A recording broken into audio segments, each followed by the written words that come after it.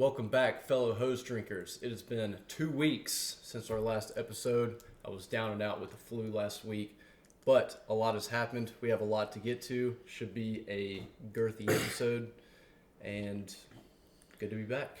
You know, some would say that you didn't consume enough hose water, and that's why you got sick. Actually, I went to the doctor and he said you're drinking too much. Too much? So we found overconsumption might be a bad thing. Overconsumption to that degree, where, I was So just... what is the right amount of hose water to consume on an average day? I was up to 5 gallons a day, and the doc said 2 to 2.5 is the healthy number. Okay, good to know So because I had to cut my intake in half. It's been really tough. I'm like 1.5 right now, so I need to pump it up. You know, it's just been a little too cold for me lately. He said anything more than 3, you're going to become too powerful, and your immune system will attack you. So It'll attack yourself because you're going too bad. yeah, So what's your song of the week this week? Oh, whoa. Forgot. Todd Gurley, Atlanta Falcons. That's what we're rocking today. Jersey of the week. got AJ Green. Salute to Service Salute to Bengals. Service Bengals. That is we a got. sweet jersey, dude. I really do like the Salute to Service jerseys, to be honest with you. I've got a Julio one that I'm going to break out soon. I do like the White Falcons ones as well. Yeah.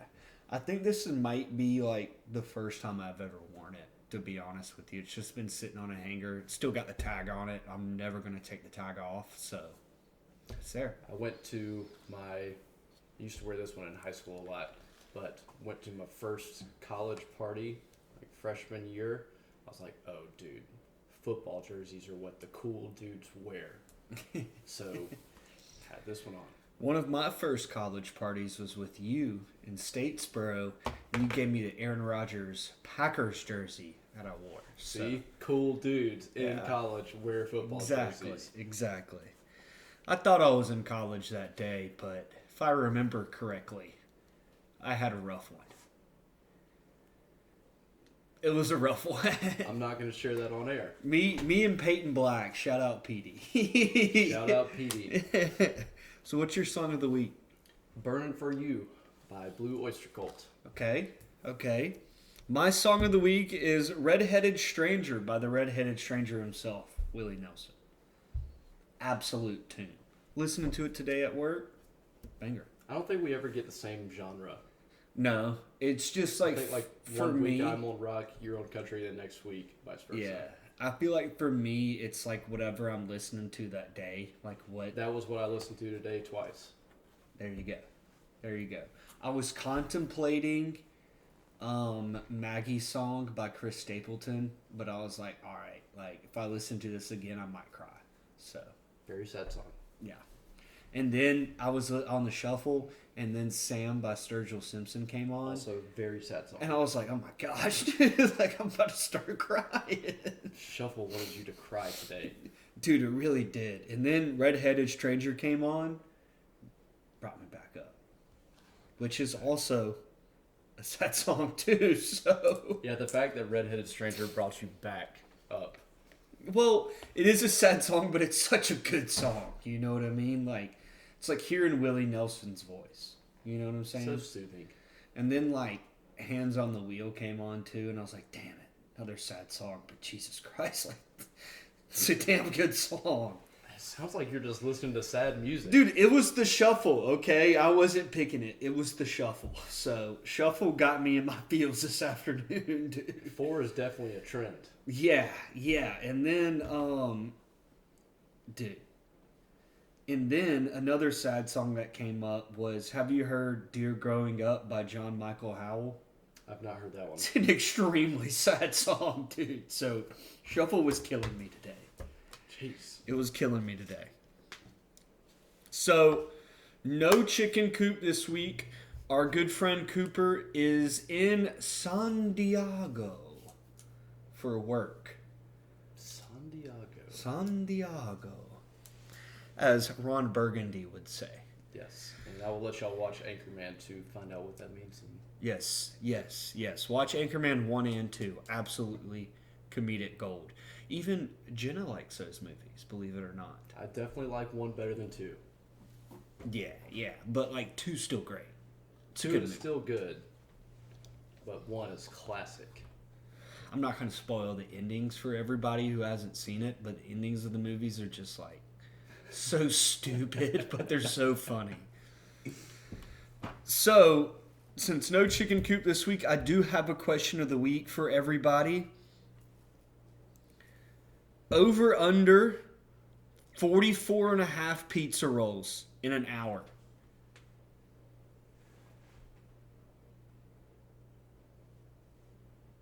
I think I can get 50. I'm taking the over. And this is without puking within that hour. Fair game afterwards to vomit, whatever. But in that hour, you got to hold down all of the pizza rolls. Over under 44 and a half. I'm taking the over. I think I get a solid 50. I said earlier, we did discuss this a little bit beforehand, that 40 was my number. I'm sticking with that, dude. As much as I want to say over, I really do. I know myself. I know my limits. I think 40, 42 is my max. Okay. That's why I said 44 and a half, because I didn't know if you could maybe hit 45. I'm going 42 is my max. I'm going the under. Okay. Okay. Dude, I don't want to try it. So somebody out there, please try it. Send us a video. Like, because I don't want to. It's like we were talking about before. We saw the number was 66 and a half or 64 and a half or something like that. And it's like, that's a whole family size bag of pizza rolls, bag. Dude, if I ate 45 or 50 pizza rolls, that would be like 30% of my body mass. So unhealthy. Oh my gosh. Dude, so... It's so good, though. First 20 would be good. I feel like it'd just be punishing yourself. Yeah, no kidding. So it's been a week and a half, 2 weeks since we last did a pod. A lot has happened in that time span. Obviously, NFL playoffs. We'll get into that in a second. Michigan winning the national title. That was a great football game. Just Michigan pulled away there at the end. Nick Saban retiring. Bill Belichick parting ways with the Pats. So you want to get right into Saban and the whole Alabama fiasco? Yes. So Nick Saban retired. That felt sudden to me. Yeah. I mean, I remember seeing somebody, you have a drop of Diet Coke right there. That's right. I mean, I just know what it looks like. On my forehead. I just know what it looks like. Yeah, it is a But DC. I was like, dude, there's no way. It's from the top of the... Oh, gotcha. I had Diet Coke on my forehead, everybody. Yep. Oh, that was funny. Where were we? That felt very sudden. I thought he had 2 to 3 years left. Bama still got a loaded roster. Yeah. And I always thought that he would go out on a natty. Me too, dude. And it's... I mean... Saban said it himself. Jesus Christ. Saban said it himself. I mean, he just... It kind of got a little too much for him. You know, I think with all this NIL and transfer portal, he saw the way college football was going and he didn't like it and he stepped out when he thought was the right time. But, you know, like you said, Alabama loaded roster. I mean, I thought if Saban was there next season, it'd be like, all right, Bama and Georgia, you know, top 2 teams, top 2 favorites to win the national championship. You know what I mean? So it's crazy to me that he stepped away with the loss and not a national championship win, like Alex said. And it's just, I wish we had Cooper to call in today. Unfortunately, he can't. But, I mean, it's just wild to me. Of course, DeBoer from Washington gets the job. I'm probably going to bring his OC with him to Alabama, I would imagine. But, I mean, Caleb Downs in the transfer portal. Now he's going to Georgia, I'm pretty sure. I mean, Alabama's losing recruits left and right. And one big recruit, I'm drawing a blank on the kid's name. 4-star out of Evans High School in Augusta, Georgia, decommitted from Alabama, and Kirby flew the chopper onto the football field and visited him. So he is likely to commit to the Dogs according to 247. I don't know if they gave him a crystal ball to Georgia yet, but it's probably likely he's staying in state to the Dogs. I was looking up title odds for 2024, so I was interested to see how they shifted post Nick Saban. When they originally opened after the Natty, Alabama was around plus 550, 750, somewhere in there. They're the second favorite behind Georgia. Alabama is now the fourth favorite in the country at plus 1,000. Who's 2 and 3? Georgia's number 1 plus 300. Ohio State's number 2 plus 550. Texas is number 3 plus 750. Alabama now 4 plus 1,000. Freaking Ohio State, dude. I can't stand Just that, interesting. man. I'm curious to see what teams like with the 12-team playoff, teams like Ole Miss would do. You know, if they slide into that playoff, you know, Ole Miss has done great in the transfer portal and has an absolute loaded roster with Jackson Dart coming back. Ole Miss is 8th at plus 1,500. Interesting. Georgia Southern goes to Ole Miss this coming year if you would like to make a trip to Oxford, Mississippi in the fall. I need to redeem myself in Oxford because I've only been there once, and it was in 2016 when Georgia got walloped. I've only been there by once. Chad Kelly and Evan Ingram. I've only been there once when Georgia Southern almost beat Ole Miss, lost by 14 when Chad Kelly tore his ACL. Oh, was that the same year? This was at the beginning of the year. I don't know. I want to say fall 2016. Washington is plus 10,000. Interesting. By the way, Washington got Arizona's head coach Jed Fish, who it seemed would be locked in to take control of the Big 12 at Arizona. Had a really good team. Mm-hmm. I think he had. I'm trying to remember his 3-year record. It went like 3-9, 5-7, 7-5 to 10-3 last year. Something along those lines. Like just a crazy upward trend at Arizona, of all places. Big 12, wide open. But he takes the job at Washington to go to the now super competitive Big 10. Arizona quarterback transferred to Texas State. TJ Finley out of Texas State's in the transfer portal now. That just does not surprise me whatsoever. So, You could tell me that just about anybody was transferring. I'd be like, yeah. Auburn's quarterback is going to South Carolina. This is his second transfer in his career. Like, I mean, it's ridiculous how this stuff's going. But, dude, Saban, I mean, I'm still just absolutely in shock that he's retiring. I mean,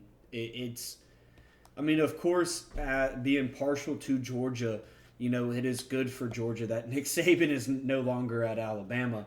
But, I mean, the college football world is going to be different, and it's going to be crazy to not see him on the sideline of Alabama. It is. And what is Bama going to look like next year under DeBoer? So I think Jalen Milroe is going to fit his offense tremendously. I think this is very, very good for Jalen Milroe, to be honest with you. yes, offense is going to be great. Have no doubt about that. What is the defense going to look like? Big question mark. What is the special teams going to look like? What is the fitness level going to look like? What is the discipline going to look like? I mean, you know, DeBoer said it in his press conference that Nick Saban has 100% access to the team and anything that he wants, as he should.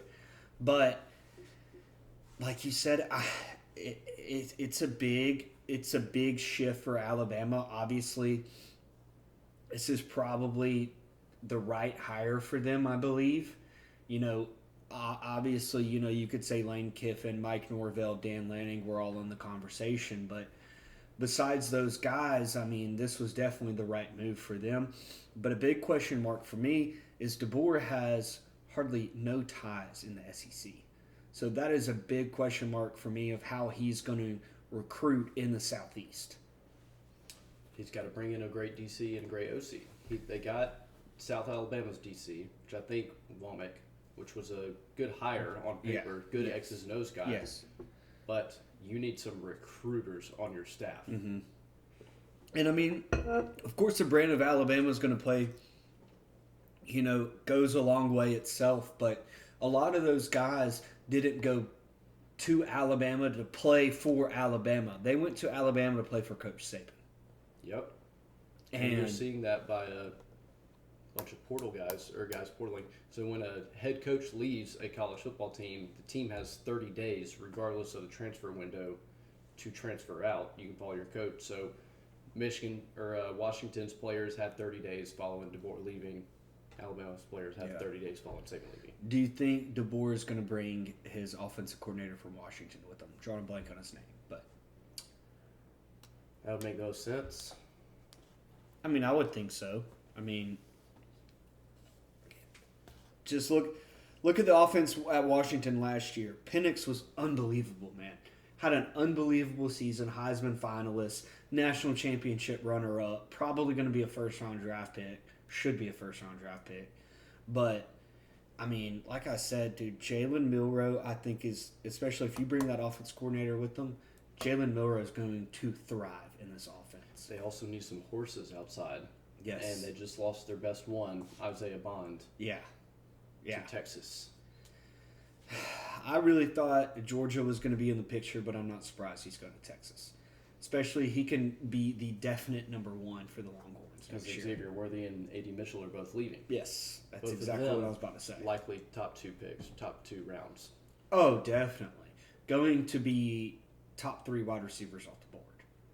I mean, that, besides Marvin Harrison, well, I guess top 4. You got Marvin Harrison Jr., kid from LSU is really good. Drawing a blank on his name. Neighbors. Yes, Malik yes, Neighbors. yes. Brian Thomas Jr. could be a first round, also out of LSU. Rome Odunze. Yeah, Odunze's a Washington, beast. I McMillan like could him. be. I like him. Odunze maybe going to the Jets, man.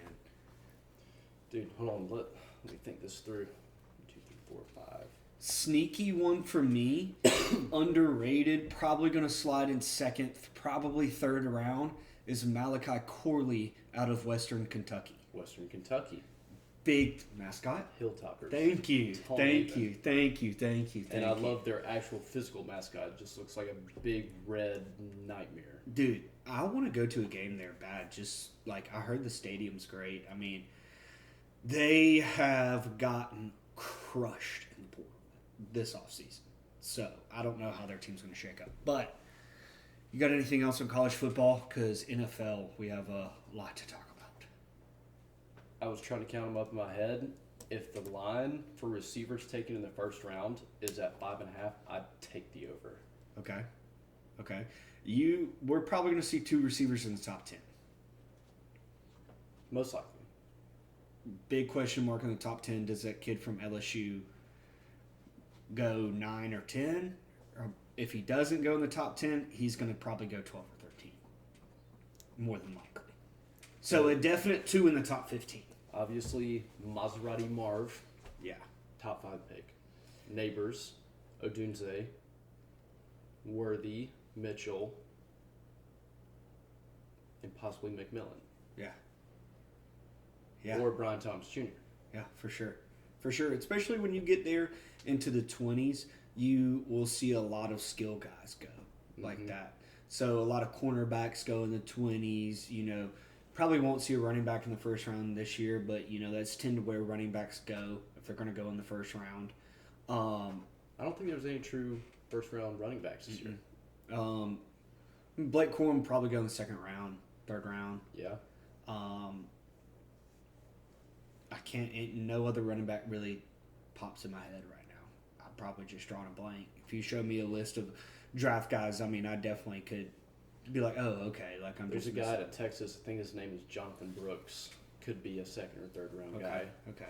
Of course, combines and pro days are going to change a lot of stuff, and we're still out there. For sure. But what just popped in my head was talking about Marvin Harrison. You said a couple weeks ago, maybe expect him to go. You took that prop bet of him going number 1 overall. I can't find it theoretically on my theoretical book yet. But it is online. You But, could yes. get it in Vegas. Yes, you can get it in Vegas for sure. I think it's worth just a a flyer. Yeah, dude, and especially Caleb Williams has pretty much already come out and said that he wants to be traded from the Bears if he gets drafted by him. So maybe the Bears don't even waste trying to trade him at all and get a package and just draft Marv at 1. Get Justin Fields some like legit help. I think the biggest threat to my alleged bet is the Bears trading out of 1. Yes. I think if they keep 1, they're going with Marv. If they keep 1, they're going with Marv. 100%. I agree. Speaking of Vegas, we are officially booked to go to Vegas in March. So, I was talking to our good friend Pepe today, and Pepe will be in attendance. It's freaking good. And he said, should I make an appearance on the podcast? And I said, no, man. Got to keep the identity secret. Always keeping them anonymous. We got to. He's our source. But The casinos, they would have a maybe field day. we could actually lock in that Maserati Marv bet in Vegas when we go, because that would be about a solid month and a half before the draft. What if we got a Maserati Marv drafted by the Bears prop rather than a number 1? Okay. Yeah, we could probably find something in Vegas since we'd be there a month and a half before the draft. I'd feel great about that. Pepe would know where we could find it. Pepe would know. He would know 100%. The right sports book, probably I'd imagine the Circa would probably have something like that. Like the Venetian or the Wynn, you probably won't find something like that, maybe. But Circa would probably be the sports book. Caesars, probably. Caesars, yes. Caesars would be a good one. I've not. You remember when we saw me, you, and Gatlin saw Tate Martell at Caesars? Yes. Yeah, for story that we're talking about, me, Alec, and y'all have heard our good friend Gatlin. He's called into the podcast before. And we were at Caesars Palace at 3 o'clock in the morning in Las Vegas. And we had a good run at Caesars, if I remember correctly. I think we were pretty successful on the blackjack table. Just had never seen it, and it's like, Yeah. dude, obviously I have to go where they filmed The Hangover. Yeah, of course. Duh. So we were walking out, and we were walking out of the casino going back to our hotel, and I looked over and I was like, Alec, that's Tate Martell. I was like, we didn't say anything to him or anything. Like, he was sitting down at a table, but he had a whole fat stack of chips. We walked man. by him down a hallway. We got at the end of the hallway, and Josh goes, I think it was Tate Martell. I was like, no way that was Tate Martell. It was No, crazy, it's not. dude. I walked down the hallway and then walked back, and it was 100% him. My only regret is I'm pretty sure he was at a table by himself or had some open seats at the table. We should have sat down next to him, but we probably couldn't afford that buy-in at the table he was sitting at. Probably so, not. For those of you that don't know who we're talking about, 2017, 2018, 17. 17. He was Jake Fromm class because they were on QB1. They were on the QB1 show. He committed to Ohio State, transferred to Miami, switched to receiver, transferred to UNLV, played quarterback again, I think. Yeah. And Absolute, one of the biggest high school to college football bust ever. Ever. Crazy. It was so good in high school, dude. Bishop Gorman in Las Vegas. It was unbelievable. So, enough of his trash ass. Bill Belichick. The Patriots have parted ways. The Patriots have hired Gerard Mayo. Arthur Smith out for the Dirty Birds. I think we've had a podcast since then, but Arthur Smith is out. A lot of people, you and Daniel Shirley were talking about it today on the Creek, so I will kind of let you have it. But all I'm going to say is a lot of people I've been hearing are kind of mixed feelings on whether they want Belichick in Atlanta or not. Most Falcons fans I've heard, now this is mostly going off of my fantasy football group chat because they're talking about it there. Most of them are Falcons fans. Do not want Belichick. I think it's really interesting if you like your chances of winning a Super Bowl within 3 to 5 because he's not coaching more than 5. Another interesting aspect of it is, do you want to bring in Belichick if you're going to take quarterback like Jaden Daniels at 8? Do you feel good about him developing a young quarterback? Do you feel good about him staying there long enough to see him developed and in a Super Bowl winning mode, I guess? For those reasons, I would say no to Belichick. I like Harbaugh. I like Vrabel, but personally, if I had to choose, I'm taking Belichick. Vrabel seems like the safe option. Yes. The very safe option. You know what he is. But I don't think Vrabel wants to go to Atlanta. I like Harbaugh, dude. He's won everywhere that he's been. See, I don't think he wants to go to Atlanta. I think he wants sunny LA, Cali, all of that stuff. He's been Stanford, 49ers. He got ties to Cali. He won at Stanford. He won in San Francisco in the NFL. Took him to a Super Bowl and an NFC championship. Absolutely turned around Michigan's program. He's obviously won at Michigan. He's won every single place that he's gone. I think that he is a really good ball coach if he fits culturally. Because I understand that he could be difficult to deal with. Yeah. If he fits culturally, I think that's the hire. See, I think for me, why Belichick is because he has proven over time that he is a good evaluator of talent. He's drafted pretty well. It's up here to late on the Patriots. Obviously, if their quarterback situation worked out, we would be having a different conversation. But Falcons obviously have drafted well the last couple of years, and they have had a very successful free agency this last offseason. GM has shown that he can sign free agent talent. You bring in Belichick, or Harbaugh for that matter, that's going to bring guys to Atlanta. And I don't think Harbaugh would be a bad fit in Atlanta. I just think for me personally, I want Belichick, but it's my opinion. Of course, my opinion doesn't matter. So, Terry Fontenot, GM of Atlanta, if they bring in Belichick, where does he fit into the equation? Does he still have a job? Does Belichick want to take over GM duties like he did in New England? That's another aspect of bringing in old Billy Boy. See, that's a deal breaker for me. I don't think you let Belichick have it.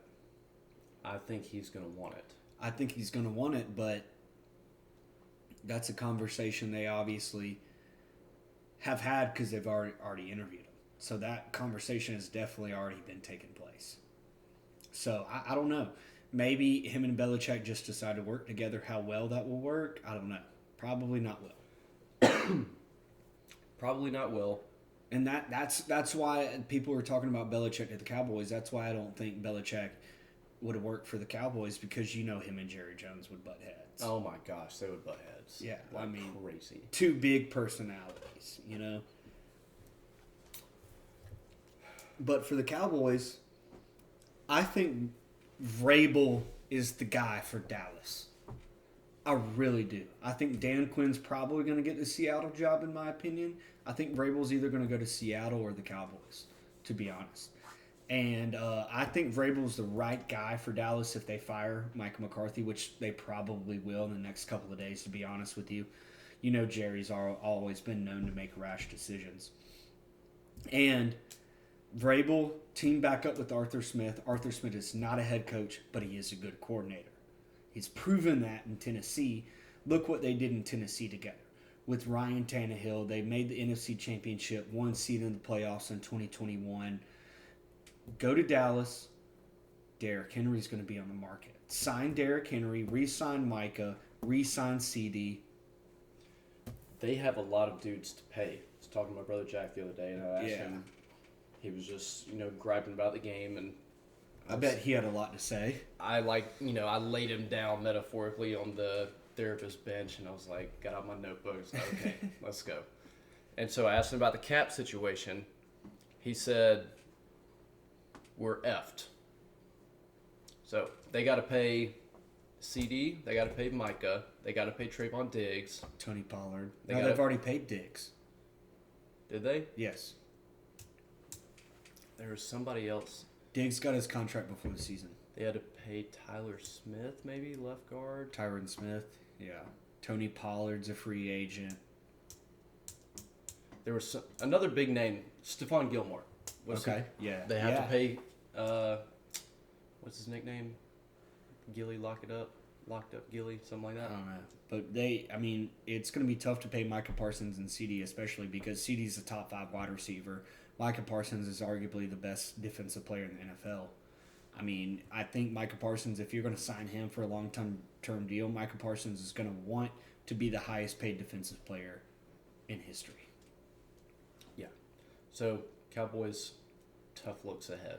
It looks like Jerry needs to get some more bankroll behind him.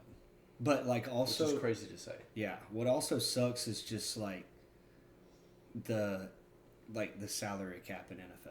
You know, like, MLB, like, they don't have a salary cap, you know what I mean? Like, that's why they can defer contracts for Shohei Ohtani for 10 years, you know? If there was no salary cap and you just paid the luxury tax, Dallas would be in the Super Bowl every single year. Every single year. Jerry would sign the best players. LA would be in the Super Bowl every single year. Yeah. Probably New York teams would be in the Super Bowl every single year. not the Chargers, because Chargers fans don't exist. The Rams would definitely be. Raiders would probably be really good. The Atlanta Falcons would suck still. They would still be bad. You know who would be really good? The Jets, baby. Yes, they would. The Jets have... Woody Johnson has a bank. Chicago would probably be pretty good. Yeah. Carolina would probably be good. They got the richest owner in the NFL. Jags might actually not be bad. Because that guy's a billionaire. Billionaire with the B. And then you got the new ownership with the Commanders now with Magic Johnson and all that group. All those guys got some bankroll behind them. But like all these owners, dude, like what are we talking about? Yeah, like all these people are just billionaires, you know what I mean? Unless they got an ownership group, but combine the ownership groups, billions of dollars. Yeah. Like, it's insane. But yeah, dude, I mean, I don't know what the Dirty Birds are going to do. Dallas, big question mark. Seattle still has a head coaching vacancy right now, which I'm still shocked that they parting ways with Pete Carroll. That didn't make sense to me. Yeah, me neither. And you never hear Pete Carroll's name being thrown around for any of these open jobs. I think Pete still got it. I think He's only a year older than Belichick. Dude, I mean, he's kept the Seahawks in contention for wild card spots. They were one game. Playoffs. They were one game away from the playoffs this year. For the past several years, post Russell Wilson, post Bobby Wagner. No kidding, dude. I mean, Geno Smith revived his career in Seattle and a lot to do. You know, of course, players make plays, right? But you got to have the right coaches around. Pete Carroll, hats off to him. It amazes me he's not being talked about or not even seeing his name and being interviewed by these teams. It's kind of shocking to me. I mean, all the dudes from those 2000s Seahawks team. Russell Wilson, Doug Baldwin, Tyler Lockett, Marshawn Lynch. Tyler Lockett's still there, but you know what I mean. Legion of Boom, Cam Chancellor, Earl Thomas. Richard Sherman. I mean, dude, it's... Those guys are all gone, and the Seahawks have been in and out of the playoffs almost every year since. And he's only a year older than Belichick. Like, 2 years older than Belichick, maybe. Like, it's crazy. I mean, would he be a bad fit in Atlanta? I don't think he would. I'd be fine with Pete Carroll. I'd give him a call. I'd definitely give him an interview, 100%. Yeah, for sure. But yeah, you got anything else on? You want to do a little? I know you got the scores written down. You can do a rundown on the playoffs. Talk a little playoffs since we're on the topic of NFL. Yes. So we are past the wild card weekend. Just run through the scores here. Texans beat down the Browns 45-14. Chiefs beat the Dolphins 26-7. Snowy game in Arrowhead. Lions got past the Rams 24-23. Packers smoked the Cowboys 48-32. Bucks smoked the Eagles 32-9, and the Bills handled the Steelers 31-17. And that final score of the Packers-Cowboys game does not show what an absolute ass whooping that was, dude. Yeah, I mean, it was bad. Jordan Love played out of his mind. Aaron Jones ran all over Dallas. Dude, it's like Dallas Dan Quinn couldn't even, they knew they were going to run the ball, and he wouldn't even scheme up to stop the run. And what would they do? He was playing a lot of cover 0, a lot of cover 2. What do they do? Run it in between the wide open gaps. If you want to play zone, we're going to run it down your throat. And that's exactly what they did. And as soon as they were out of that zone, what did they do? Probably called an audible if they were on a design run play to start. Jordan Love probably called a couple audibles, switched it to a pass play. What he saw, what happened? Easy. Easy. Packers O-line played out of their mind. Michael Parsons was basically a non-factor. And this is one of the better defenses in the NFL, too.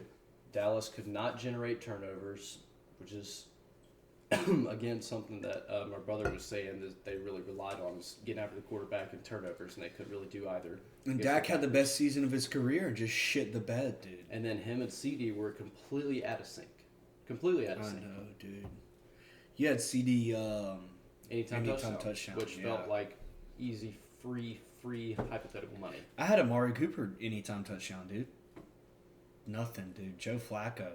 Golly. CJ Stroud, man. What a performance, dude.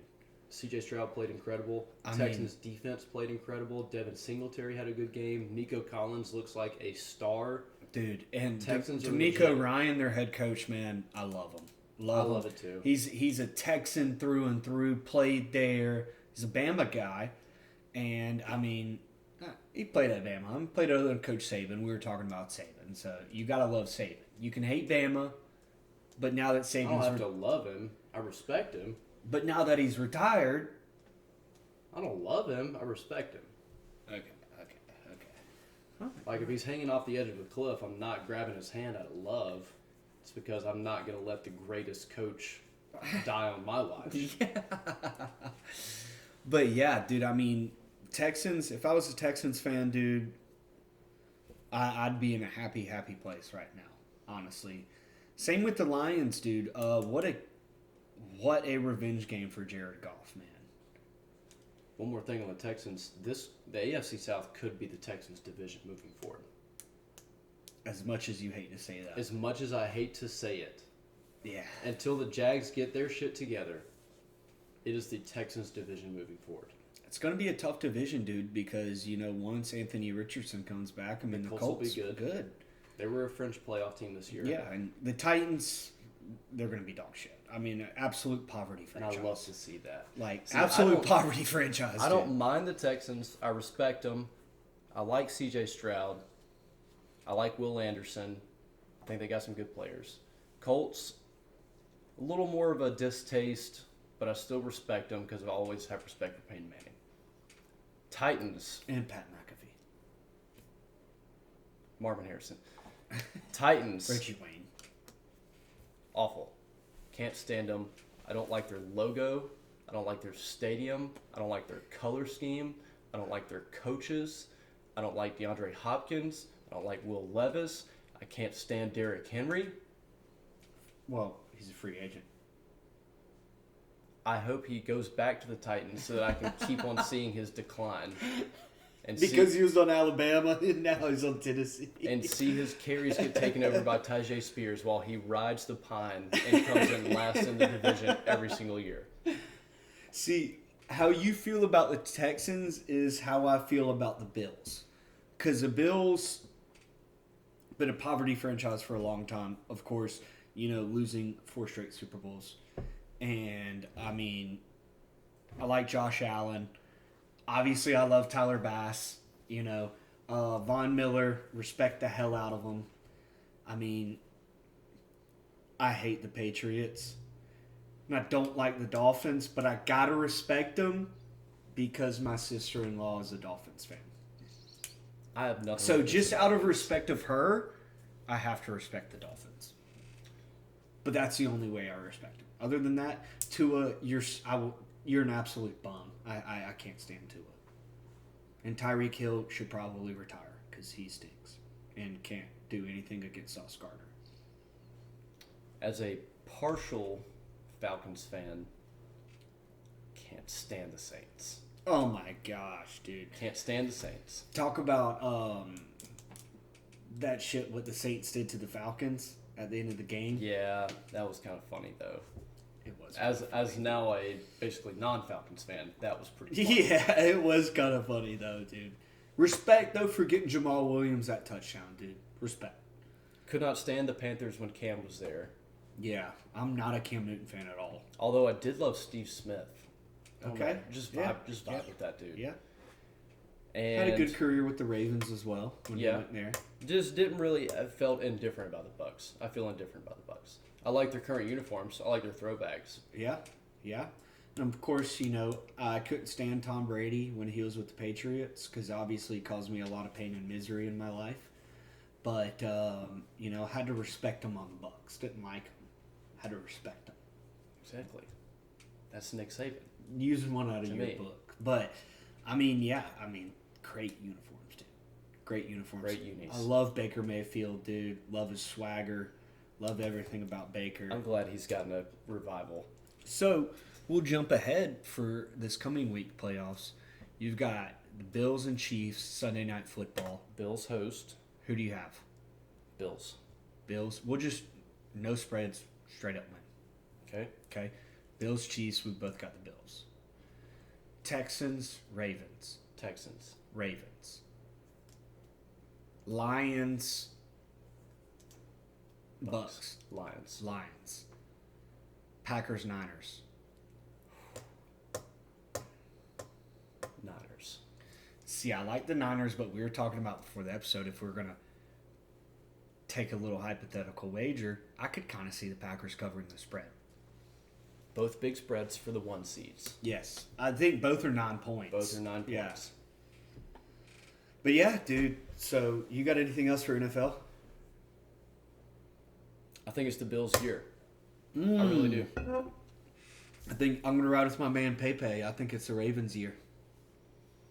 I could also see the Ravens. I had a tough time making that Texans pick, and my only reasoning being is one of my 1 seeds has to lose. That's just the way the NFL playoffs work. And so, Yeah. but, they could also. I think we're going to see Niners and Ravens. It's just hard not to say it, but I'm leaning Bills Niners right now. do you know what I'd love to see right now? Bills Lions. Bills. That's exactly what I was about to say. Bills Lions. I Like would love to see a Bills two Lions. cities, 2 teams, 2 fan bases that desperately need a championship. Desperately. And if the Lions win, what an absolute year for Michigan and Detroit Lions fans. I was about to say, Michigan did get their championship. Yeah. Pistons are terrible. The Tigers are terrible. The Lions are good, but Lions at least are good, Michigan, man. the state of Michigan, got Yeah. their championship. Yeah, dude. But dude, Buffalo, New York is starved for one. They're in dire need of a championship, dude. Dire. Baltimore has a recent enough championship. The Yeah. 49ers have. It's been a long time, but they have. Yeah, They have, been since the 90s. they have appearances. They have NFC Championship appearances. They've been good I for a mean, while. they've lost 2 Super Bowls in the last 10 years. Yeah, With Harbaugh, they lost to the Ravens. the Blackout Bowl. Yes. Colin Kaepernick was their quarterback. And what a team for the Niners, too, that had that year, dude. I mean, Anquan Bolden, Frank Gore, Patrick Willis. I mean, dude, Niners were unbelievable, dude. I was at that NFC Championship where they beat the Falcons to go to the Super Bowl. Tough. Colin Kaepernick cooked that game. Colin Kaepernick was cooking everybody that year, dude. He was unbelievable. But the Bills desperately need a championship, dude. I'm pulling for a Bills Lions Super Bowl. I would like that. See, I was also saying, before the playoffs, we were talking, when we were over here, when Jim was over here and we were watching the Lions game, and I was like, dude, I'd love to see, Browns Lions Super Bowl. That'd be epic. But now it's obviously the Browns got beat. Bills Lions Super Bowl would be unbelievable. Do you feel like the Bucks have a chance in Detroit? Yeah. I think there's certainly a path to the Buccaneers winning. They definitely do have a chance. I mean, of course, NFL, it's any given Sunday. But at the same time, yeah, I mean, Bucks are hot right now, dude. They are red hot. And So would the Lions. How much would an NFC Championship appearance mean to Baker Mayfield? He already got a $250K bonus just for winning that game. He gets another $250K if he wins. So Baker's got incentives on the line, man. Baker's going to play his absolute tail off, and I think this game's going to be a tight one, dude. I think it's going to be a shootout. I think we're going to see another close one like the Lions and the Rams game. I really do. I think it'll be a close game too. I think Detroit's currently a 6.5-point favorite. Feels like too many points to me. Yeah, I agree. I do agree with that. But at the same time, I could very well see a Lions touchdown win. Yeah. That's a tough one. It's almost like they make these spreads intentionally really close to what the score should be. Yeah, no kidding. I mean, Vegas knows, man. I mean, if they make me the handicapper, we're going to win every single game possible. Oh, yeah. Dude, I would have Lions like plus 10. Yeah. Yeah, no kidding. No kidding. The 49ers plus 25.5. Yeah. So, anything else on NFL? I know we got a couple other things we want to talk about in the sports world before we get into a little hypotheticals. Nope. I think that was all I had in my NFL. I got one quick thing on Georgia Southern. If you got any Georgia Bulldog talk on the transfer portal or anything like that. I got a couple of things for the Dogs. Okay. So all I got to say about Georgia Southern, T.J. Smith entered the portal, and now he's taken his name out of the portal and is returning to Statesboro. So this is big for Georgia Southern's defense and for the podcast. So we'll definitely be getting him back on soon. And yeah, dude, he had, I think, 4 or 5 interceptions last year, and I think 60-something tackles. So look for TJ to have another big year. Sprite. Diet Coke. Sometimes just treat yourself to a little soda. I'm a good like 1 or 2 sodas a week, man. I know it's bad for me. It tastes so good. Well, Sprite's better than Diet Coke. Yeah. Sprite does have a ton of sugar in it, though. Yeah. You know Sprite has no caffeine? Yeah. I didn't learn that until a month or 2 ago. It's a shitload of sugar, though. Oh, yeah. So tasty. For the Dogs, couple of things. So most recent addition to the roster is transfer Jake Pope, safety from Alabama, as a 4-star out of high school. This felt like a depth move. Yeah. I don't think he's going to be an immediate contributor, but he'll definitely get on the field. But the big story is Georgia has a new co-defensive coordinator. Will Muschamp has stepped down into kind of an analyst off-the-field role. Glenn Schumann is still your main play caller at DC. Kirby Smart, cold-blooded, savage. Love it. Just Love it, dude. absolutely Apache-style move. Gets Travaris Robinson from the University of Alabama. What's the word on Caleb Downs?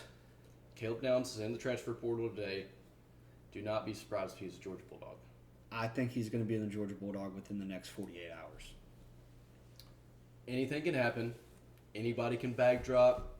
He can look at Georgia's safety room with Starks and Aguero and Bolden and Pope and Corey Thomas. They got a lot of studs in the defensive back. And say, I don't want any part of that. I want to go somewhere where I... But at the same time, this coaching staff, they're no dummies. Mm. They know Caleb Downs is a generational prospect. He is a All-American as a freshman. Literally a superstar, top 10 pick, the works. Yeah. They'll find a spot for Caleb Downs to play football. So do you think with Will Muschamp obviously stepping down as a co-DC now and taking more of an analyst role, do you think this was a willing decision for Muschamp? And do you think prior Kirby had a conversation with him, be like, hey, is this what you want to do? Whatever. It felt... I don't have any intimate details on that, so this is just my gut reaction. That felt mutual to me. Okay. I agree. I don't think it was forced at all. I just want to hear your opinion. I think that Muschamp is okay with that. He's still going to be heavily involved. He's still one of the better defensive minds in the sport. If he wanted a DC job, he could have one in a heartbeat. Yeah. if Schumann wanted a standalone DC job or if Schumann wanted a head coaching job, he could have one in a heartbeat. Dude, cold-blooded by Georgia. I think all of these guys are on board with the program there. Cold-blooded, man. Yeah, so Now, what, they got a co-OCs and co-DCs in Athens? who's the second co-OC? I don't know. I don't know. I why think was thinking Bobo's that. got He's Soul? Soul. OC? Yeah, Okay. Soul OC. But Travaris Robinson is now the co-defensive coordinator and safeties coach at the University of Georgia. Some may have noticed that he had held the same title at Alabama last year, but he was the play caller for Alabama's defense after the Texas game. So Nick Saban wanted to make a change. T-Rob got the play calling responsibilities. Major recruiter with ties to South Florida. This is piggybacking off of Georgia taking USC's best recruiter, Dante Williams, who's now the new defensive back coach after Fran Brown left to Syracuse. Big pickup. So- Big pickup. You now have two of the better defensive recruiters in the country on your staff, if you didn't already. Yeah. Including saying Schumann and Smart. But also, Dante Williams, major ties to the West Coast. Really plugged in California. T-Rob, major ties to Florida. Yeah. Really plugged in South Florida. This is all just an effing chess game. And Kirby Smart is running circles around everybody else. So I don't know why I had a little mind fart when I said so. Co-OCs are going to be Schumann and the guy from Bama. DC's, yes. DCs, sorry. And so Muschamp is now just analyst. Analyst, Okay. Just wanted to clarify that. yes. Also, T-Rob, one of the main recruiters on Caleb Downs, Yes. who got him to Alabama. You also had in the portal, you had quarterback Jordan Maeva committed to Georgia, Oh, I forgot about that. and then decommitted. Now he's going to USC. Lasted for about 4 hours, I believe. Yeah, not long at all. I think USC saw that and said, "Oh shit, let's give him $2 million." Big 6'4" quarterback out of UNLV. Damn good player, dude. Good player. Was going to come in and compete with Stockton for the number 2 spot probably. USC says, "Oh no, not in our backyard." Goes and gets him a couple hours later. USC in a little bit of quarterback trouble. Yeah. Caleb Williams and the other kid, Malachi Nelson, committed to Boise State. Yeah, which is because Malachi Nelson is going to be in Statesboro, Georgia, for his first game as a Boise State. Bronco Thank you. of the blue and orange. Thank you. So yeah, and I think especially for that one, I was talking to Matt Sprouse with a group of 5 guys. He was saying that is a big possibility of they're going to be at that football game. That would be a cool game to go to. So you are obviously more than welcome to come to that football game. That would be a very cool game to go to. Maybe a podcast opportunity for that one as well. That would be a great podcast A opportunity. little pregame pod, something like that. Because I'm pretty sure on site. it's going to be I think it might be a noontime kick, what they're talking about right now. Because that's opening weekend, it's holiday weekend. You got Georgia Clemson that night in Atlanta. And wanted to mention this to you as well. Me and our good friend Dylan Rosado were talking about there's a possibility driving to make the Georgia Southern Boise State noontime kick, leave, hightail it on up to Atlanta and go see Georgia Clemson. You know what that is, though? Is that Labor Day weekend? Yeah. That's opening day of dove season. But this is a big day of college football we're talking about. Oh, here. I've watched football every single year. You can hunt Sunday morning, It's not the same. but this is 2 college football games in one day we're talking about here. It depends, dude, because these certain people are having this one dove shoot. I don't get opportunities to get that many. Okay. I get my legal limit, of course. Just a mere 15 birds. That's all I've ever brought out of there. Halleck, I can respect it. I'm going to make you some dove poppers one night, and it could change your mind. Okay. Okay. But I'd have to get that in writing and for you to sign it. I don't like contracts. Okay. Well, that's the deal breaker here, man. It's contract. So, Jeez, it's like a prenup. if you don't make the Dove Poppers, if I don't get that, might be a little mad at you, but I'll respect it, but I won't love it. Hey, I'm not making a decision one way or another. I'm All I saying did was make a statement. I might not like it, but I can respect it, but not love it. Fair? And the dog loves it, Josh. What would I do about the dog? Okay. If it's for Robin, It's for the dog. I'll love it for Robin, but I'll just respect it for you. Is that fair? That's so fair. Okay. But two football games in one day, It's man. very fair. Oh, dude, I know. 2 football games in one day. Come on. Or we could find if that your opportunity doesn't happen. Shoot doves in Old Bullitt County Saturday morning. Shoot dove in Bullitt County. Shoot the shit out of them. Go see Georgia Southern play. Hightailing on up to Atlanta. Go see the Dogs play. That would be an insane day. That would be a Like crazy literally day. all my favorite things. Like, that'd be a top 5 day of a lifetime, Yeah. honestly. Oh yeah. We'll go ahead and do a Spotify switch. So bear with us for a second. We're doing a little Spotify switch right now because Spotify is dumb.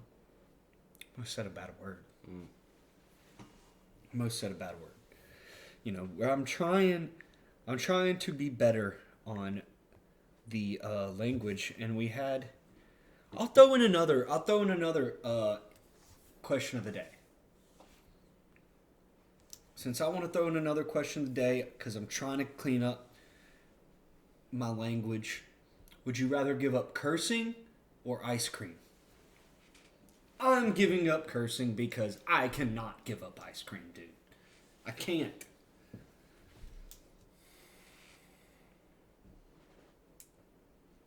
I really want to say cursing. I really do. But I don't eat ice cream that much. But it's so good when you do. But when I do, are we giving up popsicles as well? Does that count? That's ice cream, yeah. I consider that ice cream. Yeah. Frick, dude. Dadgummit. So yeah, Georgia Southern basketball is 2-15. No bueno. Not looking good. We're almost in February, dude. It is not looking like a great season at all for the Eagles. They play tomorrow night in Statesboro against Coastal Carolina. So that's. Is Coastal any good? Bear with me. While I look up their record. But one thing I do like, you actually might find this interesting. I don't know if everybody else will, but we had a player, Carlos Curry, a couple weeks. Coastal is 5-11, so winnable game for the Eagles in Statesboro. Yep. So we had a center, Carlos Curry, 7-footer. He has left the team and he has signed with a professional basketball team in China. How about that? So, yeah, lost our big man. China. To China, out of all places. Not like he portaled. Yeah, it's like, Well, he did portal. yeah, he portaled to China. Yeah. But he wasn't any good anyway, so it's tough. New coach, it's tough. I do love our coach. You got to give him time. It's his first season as a college head coach. We'll be fine. Hoop Dogs. Pretty much the exact opposite of what you were just saying. Big win over South Carolina last night, 74-69. Georgia moves to 13-4, 3-1 on the year. South Carolina's a really good team. Mm-hmm. They're now 14-3. Got Kentucky on Saturday. Probably a legit tournament team. Georgia did that 74 points on 37% from the field. Held South Really? Carolina to 39%. Wow. Georgia's only about 20% from three. They played bad offensively, but they played incredible defensively. I didn't realize that. Out rebounded the Gamecocks 45-36. This was Georgia's first quad one win. So a quad one win is a road win over a top 75 opponent or a home win over a top 30 opponent.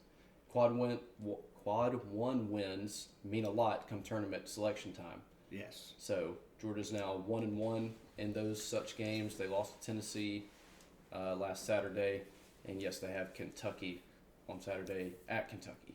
So, question for you is, prior to the season, did you see March Madness being in the picture, or did you realistically being NIT was your goal? I thought NIT was the goal. Okay. But as of now, March Madness is a realistic possibility.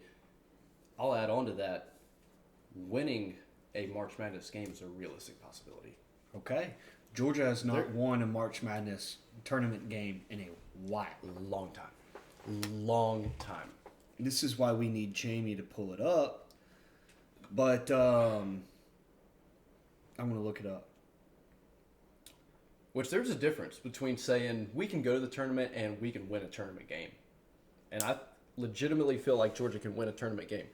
They rebound very well. They play great defense. They do turn the ball over a little bit on offense. They're not a great three-point shooting team. They're a good free throw shooting team. You can just tell a difference between Crean and Mike White, where Mike White's teams, they are well coached. They pass the ball. They hustle. They play fundamentally sound. He's recruiting very well. There's a new era of basketball at Georgia. Yeah, so I can't really find it right now, but it doesn't really matter that much. But yeah, dude, Mike White has things trending in the right direction. And, obviously this is post Anthony Edwards era. And, I believe that Mike White is a good coach, especially you see what the Hoop Dogs have done defensively this year. Like Alex said, holding a South Carolina team to 39% from the field, and you still win with 38% from the field. Very, very good win for the Dogs. Kentucky is going to be a big, big test for them this weekend. And it is in Rupp Arena, I believe. Yes. And tough place to play college basketball, no doubt. But Georgia steps it up defensively like they did against South Carolina. They're definitely going to be in the run for winning that ball game. Georgia's on a 1-0 streak against Kentucky. Big in streak. basketball. Big streak. They beat them back in February of 2023. But you got a tough 4-game stretch here. You go to Kentucky, you get LSU at home, you go to Florida, you get Alabama at home. So that is a tough ending to February. I feel like after these next 4 games, you'll really get a good picture of where Georgia is as a program. They have the big out-of-conference wins over Florida State, Wake Forest. Wake's decent this year. Florida State is sitting atop the ACC, I believe. Let me double-check some ACC basketball standings. Florida State's sitting at 4th in the ACC. They're currently 10-6. Still a very big win. Wake's currently 12-5, big win. So got a couple of marquee wins out of conference. That'll be big come selection time. Do you know what would be kind of interesting to see how this all plays out when we're in Vegas? It will be conference championship weekend for college basketball. So we might see potentially a Hoop Dogs SEC championship while we're in Las Vegas. I still don't like them to make it. Feels like this is going to be a Bama, Kentucky, Tennessee. You never know. I'm just saying the tournament will Ole be Miss is going really on. good this year. Yeah, Ole Miss is good. Tournament will be going on. So, you never know. That'll be exciting. You never know. You never know. You got anything else before we jump into little hypotheticals? I think that was all I had. So for a little gambling corner here, I went 1-1 last week. I am 26-33 on the year. I am desperately fighting to make a comeback on the football. So our betting season will likely close after the Super Bowl. So we'll see. We'll recap then on our season runnings. When do So we start season 2? next football season for sure.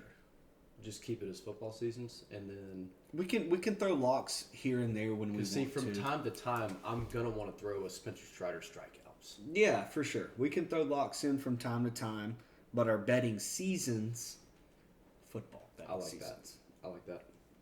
So, like I said, I went 1-1, 26-33 on the season. Now that we've clarified the season, I have the Ravens -9 this weekend versus the Texans. And I have Lamar Jackson anytime rushing touchdown at +110. Love him. What you got? I went 0-3 last week. I, like the silly goose I am,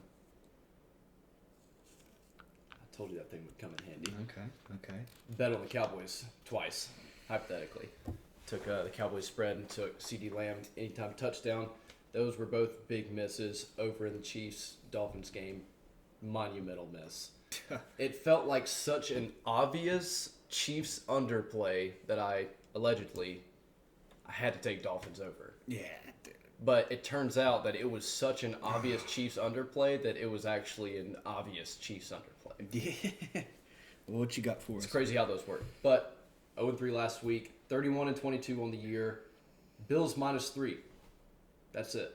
We just need to go 1-0, get our feet back underneath us. Buffalo Bills year, perhaps. I'm Maybe going so. with Josh Allen, James Cook, and the crew.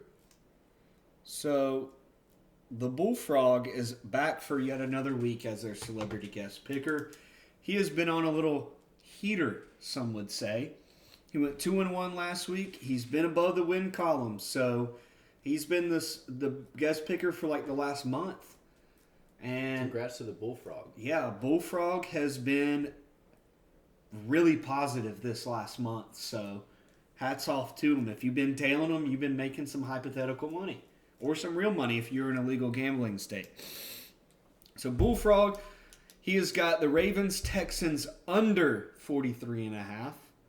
He's got the Bills Chiefs under 45.5. Overs have been smacking in NFL playoffs. I've got faith in him. And he's also got the Bucks +6.5 versus the Lions. So, Chicken Coop, obviously there's no Chicken Coop this week, but he's still contributing to the show. Chicken Coop gave us 3 locks. He went, I don't think he, what did he do last week? I forgot to write it down. Sorry, Coop. Coop went 1-2 last week. He is 14-11 on the season. So Coop's still in the positive, still in the win column. Coop has got the Atlanta Hawks -4.5 versus the Orlando Magic, which is tonight. Let's see if they're playing right now and give a little score update. The Hawks are down 51-49 at halftime as we speak. So let's hope the Hawks make a little comeback for Coop. Coop also has the Bucks +6.5 versus the Lions, and the Ravens -9 versus the Texans. Boys on the Bucks. Yes, the boys are on the Bucks. So Pepe has 1 lock for us this week, and he is, didn't write it down either, should have, sorry guys. Pepe went 1-1 last week. He is 43-34 on the season. He has 1 lock for us this week, and it is Ravens -9. So Pepe, if y'all remember, he has a hypothetical, well, not hypothetical because he's in Las Vegas. Mm-hmm. He has a future on the Ravens to win the Super Bowl, which I believe he got it at +850, 800, somewhere around there. So That's big. Pepe said he threw $2 million on it. Don't know what it pays out, but see if it hits. So yeah, 17 million? I don't know. I don't know how much money he threw on it. I just kind of made that up, but I probably wouldn't doubt it, dude. at least $1 million, probably I think if it's $2 million, that'd be 17 million payout. something like that. So my winner of the week this week is C.J. Stroud. That's a good one. Hell of a game, dude. Hell of a game for a rookie quarterback. Hell of a game, bro. All right, I'm coming up with these on the spot. I'll go my loser. Go ahead and do your loser. Jerry Jones. Dude, just seeing him pissed off during the game on TV, throwing his napkin down, all that stuff. It was kind of funny. My winner of the week is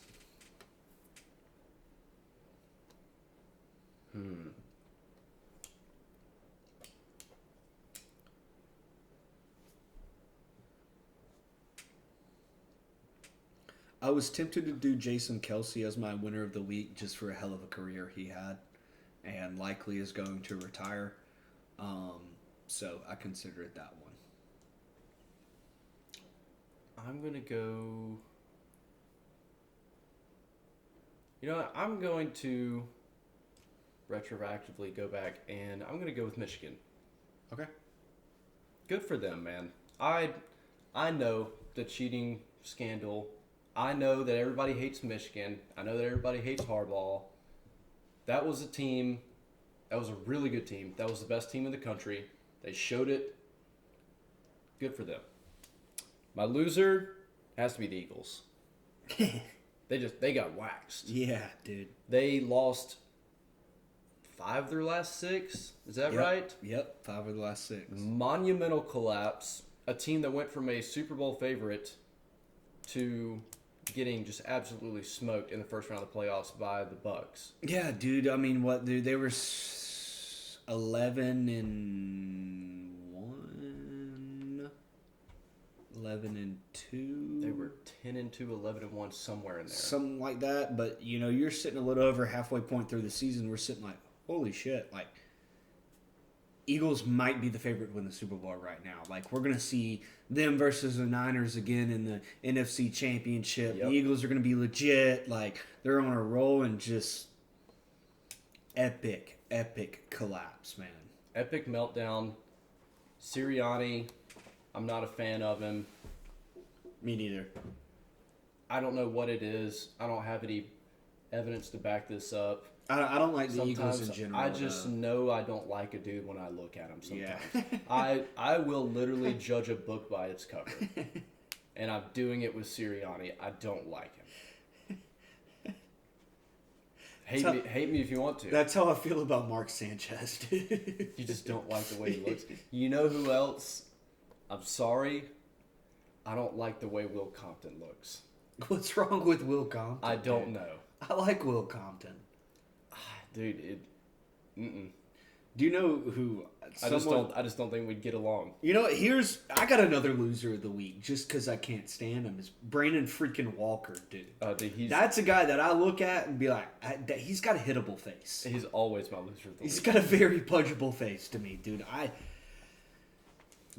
Dude, he grinds my gears so much. For somebody that is in the quote-unquote professional sports media realm, he seems so bad at takes. Dude, I hope most of his stuff is for clicks. It's click-driven. I understand that. I know that's what sells and that's what makes money and generates ad revenue and all of that. Yeah.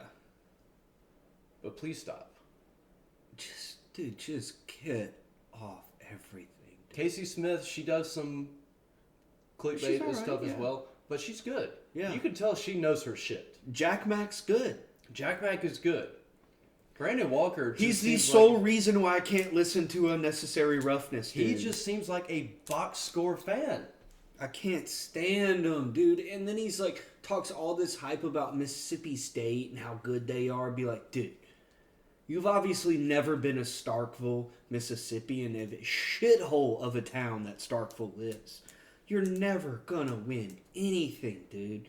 You're never gonna win a recruiting battle in the state of Mississippi or in the SEC in general, dude. You got Lane Kiffin right down the road from you, buddy. You ain't gonna win shit. You got your one national championship in college baseball, and that's all you're gonna have for the rest of your life, dude. I cannot stand him, dude. And he's on the Yak, and I like listening to the Yak, but all they do on there is just shit on him the whole time. So I get a kick out of it. Yeah, that's so mean. Dude, I do Brandon, get a kick out of it. we'd love to have you on the podcast to refute some of these things we're saying. I respect you as a journalist, but I don't like looking at your face. For the most part, he is a good journalist, and he knows college ball for the most part. Of course, a lot of the dumb shit that he says, it is for clicks. But it still just grinds my gears, dude. He just drives me crazy. I don't know why. I don't know why. And what I really love is him and Josh Pate's beef, too. Oh, yeah, it's beautiful. Like, We're Team JP all the way. dude, all the way, because out of superior football knowledge, like, we know who's going to win that battle. Dude. JP would, like, if they got a debate style, JP would run circles around it. crush him, dude. Absolutely crush him. Brandon would have a freaking heart attack. In all fairness, though, JP would crush just about anybody besides maybe like Kirk Herbstreit. Schefter, maybe. Schefter's got to be up there. Yeah, I also associate Schefter with NFL. Yeah, definitely predominant NFL guy.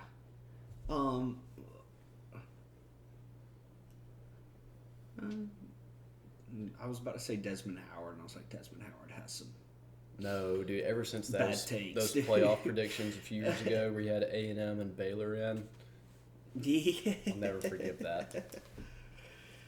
Dude, so 2 more things we got in store here. We have a Mount Rushmore, and on the spot, I want to fire off college football players again, or NFL Okay. players for that matter. So we'll do that after the Mount Rushmore.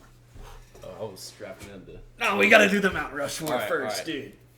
So Mount Rushmore this week is the Mount Rushmore of guilty pleasures. So you could maybe make this a little naughty, if you will. I tried to keep my PC.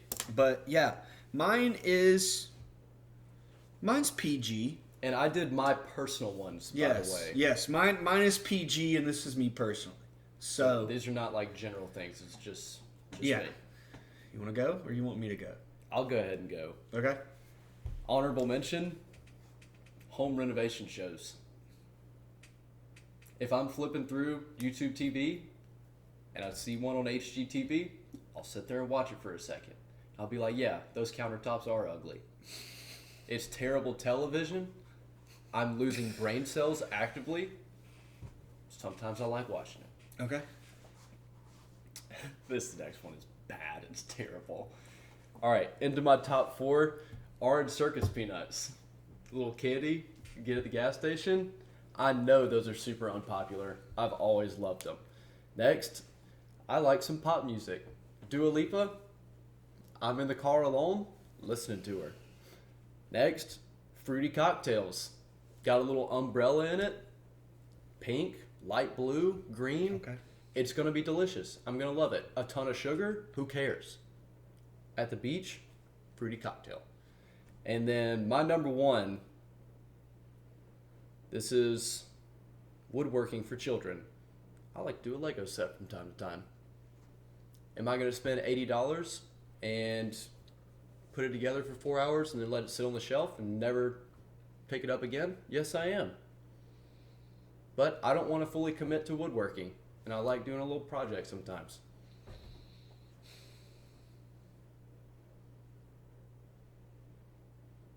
Variety. You got a lot of different things. You know what I mean? And I think it's a good mixture. You know what I'm saying? All right, I'll take it. So for me, it was tough for me, so I have 2 honorable mentions.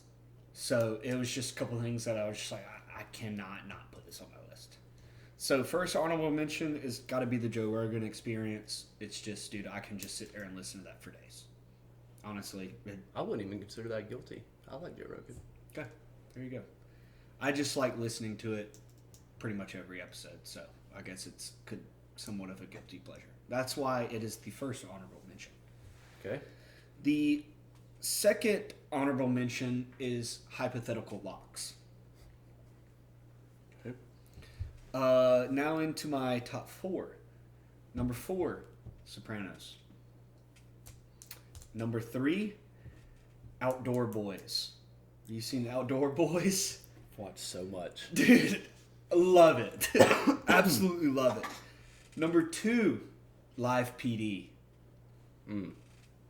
And number 1, farting in a crowded bar. It's just like, dude, when you're around a group of people and you just really gotta poop, just let it freaking rip. And you know it's just gonna be an absolute stinky one. And there's no telling who did it. You're innocent, man. My words got to be diabolical. Bro, The old crop dust, dude, man. I want to piggyback on that and say peeing in the pool. Oh, dude, no, man. Yeah, from time to time, I'll pee in the pool. I don't care. So, in my swimming pool experience and knowledge, Everybody does it, all right? I do it. So, in my swimming pool experience and knowledge, you know how they always say that the chlorine in the water turns your eyes red when you open the water, or you open your eyes under the water? Completely false. It is urine. That's awesome. So, I actually That's so great to know that. a unplanned trial run in high school.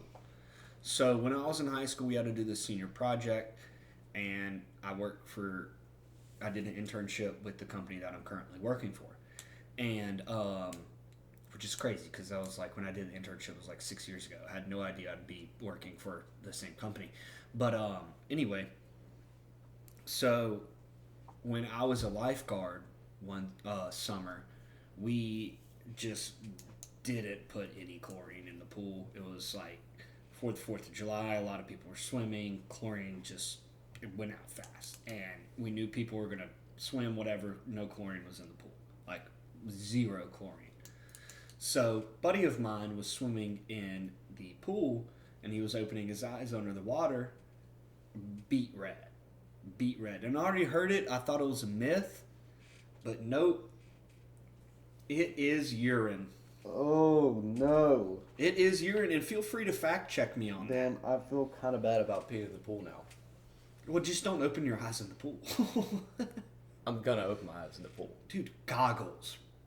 Oh, I will use goggles. I'm a big goggles guy. Dude, I love Not the wearing one that goggles. goes over your nose, bro. Yes. No. Yes. No. I can't stand a little... See, I don't like the ones that go under your nose, dude. It like throws me off. I don't know why. You're trying to... Can't breathe out of it anyways. I know, but I just don't like it over my nose. It makes me feel uncomfortable. It's like you don't get water in your nose. Well, I don't really get water in my nose anyway. I gotta get a picture of you in like the little bug eye. One Goggles. day. It can make the intro video one day. Yeah. One day we'll go swimming over the summer, and I'll have the little bug eye goggles, and you have the one over your nose. How about that? Dude, the one over your nose, go out in the ocean, look around for some seashells. Okay, if you're in the ocean, that's a different. Dude, I'm putting the one over my nose in the ocean. I'm an absolute toddler when it comes to the beach. Like See- I like just doing all of the basic child things on the beach. Here's my thing. I don't like getting into, like, if I go down to, like, St. Simon's or something like that, something on, like, this side, of the country. I don't like to get in the water where I can't see the bottom of it. Like, if you go in the Gulf, obviously you can see, like, your feet in the water, you know what I mean? But if you go down, to whatever this ocean is right here, the Atlantic? Indian? Not the Indian Ocean, the Atlantic Ocean. Yeah. You can't. It's murky water. You know what I mean? But if you really want to get nasty water, go down to the Ocmulgee River, man. Yeah, I don't like swimming in there because I've seen how many alligators are in there Yeah. and how big they are. And flesh-eating bacteria. And dude, alligators is what does it for me. Yeah, but see, I have like, a healthy respect for alligators. In high school, dude, we loved going on the river. Like, I'll still get in the water, go float down the river. You know what I mean?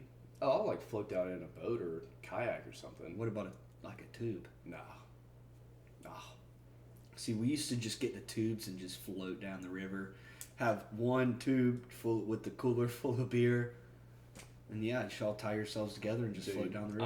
I actually floated down the Old Mulgee in a kayak over this past summer, and there was an alligator that swam across the channel in front of us that was every bit of 11, 12 feet. Damn. And dude, I had my feet, it was really hot, so I had my feet hanging out of the kayak in the water as we were going down.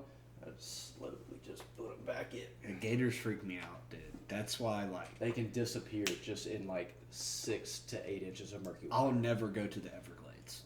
Dude, Never. they're everywhere down there. Never, dude. Do you know who Python Cowboy is? Yes. Unbelievable. You know, dude. there's a higher population of alligators in Florida than there is, or maybe it's Louisiana, than there is people in like 5 U.S. states. Really? Yes. I wouldn't doubt it. I mean, There's over like 2 million alligators, and it's either Florida or Louisiana that has over 2 million. 2 million. probably. I mean, I wouldn't doubt it. Just swampy areas and stuff like that. Yeah, for sure. I would definitely believe that. Either one of those places, honestly. And, you know, if you go down to the Everglades, you know, the pythons, like, they're overpopulated. Like, Oh yeah, like they're they destroying need the ecosystem. destroying it, dude. And people, if you don't know who Python Cowboy is, man, look him up. It is the craziest stuff you'll ever see. It's Yeah, so unbelievable. he started as a contractor because you can legit get paid to go and Yeah. kill and remove pythons, Mhm. python eggs, wild hogs, iguanas. There's a certain type of like Egyptian geese or something like that. They're invasive. So this guy originally started just taking them out, like going to a golf course and shooting a bunch of geese, getting paid by the golf course. Now he does hunts, so you can actually book a hunt with this guy and go hunt pythons. You know, he uses dogs to sniff out python nest Yeah, to find the eggs and stuff, which is unbelievable how he trained his dogs to sniff that out and stuff. yeah, And, like, for real. he personally did it himself, which if you listen to the Joe Rogan Experience with Python Cowboy on it, he explains that, and I'm nowhere near knowledgeable to begin on explaining how that So works. he was on the Joe Rogan podcast. Yes, and it's Was that a pretty recent episode? Because I saw him through Instagram. yeah, I knew who he was through Instagram, then I saw him on there. I would say, dude, I want to say it came out like last July, last I bet August. that's pretty interesting. Yeah, to hear it's them. pretty recent too, so it's not too long ago. Look that one up, dude. Very, very good podcast. That is probably like one of my favorites. His name Mike something. Yeah, but I think if you just look up Python Cowboy, I think that's what it's labeled Mike as. Cowboy. Yeah, I think it's just like the title of the podcast is Python Cowboy or something like that. I'd imagine so.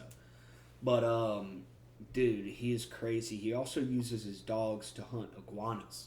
Yeah, I've seen pics or clips of those. Because iguanas are super invasive down there, and like like you said, he guides hunts with iguanas and uses his dogs to retrieve the Yeah, iguanas. they shoot these little air guns and it goes. Yeah, and just it's drop them out of crazy. trees like in little channels and stuff. It's crazy. If you wouldn't use an air gun, what would you probably use? Like a 22 or something like that? I'd shoot with a shotgun. But Yeah. also, I think he makes products out of the skins, so you can't mess them up. That's why he goes in there and like catches the pythons with his By hands. hand, yeah.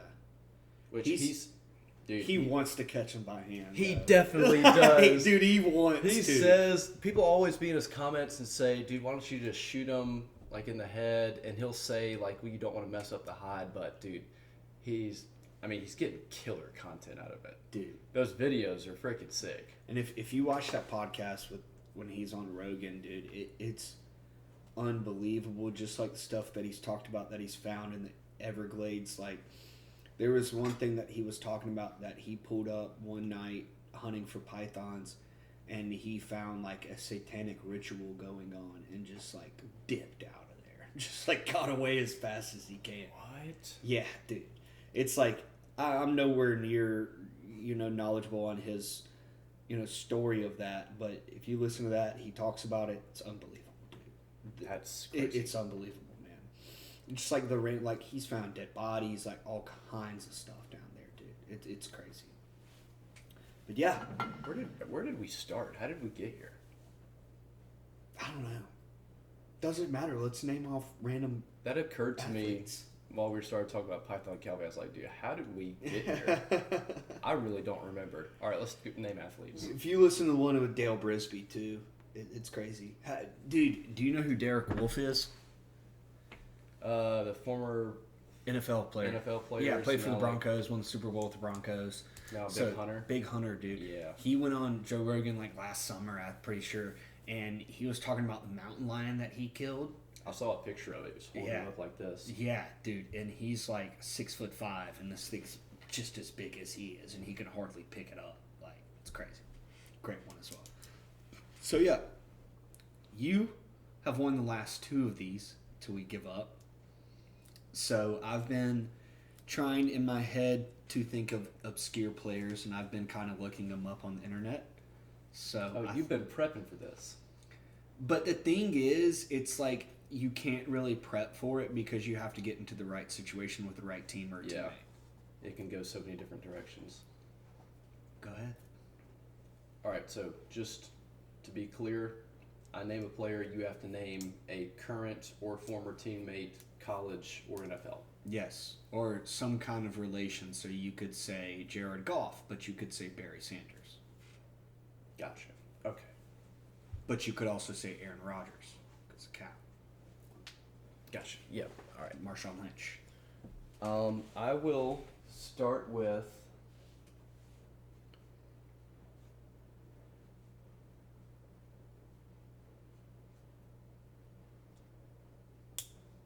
Alex Smith. Alex Smith. Patrick Willis.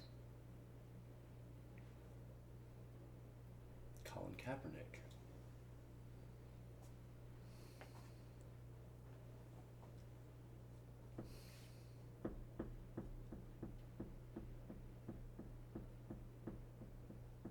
DeForest Buckner.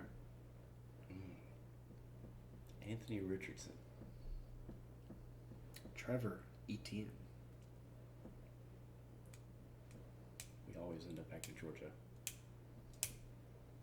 Always. It's either like Georgia or the Cowboys, I feel like. Tim Tebow. Tim Tebow.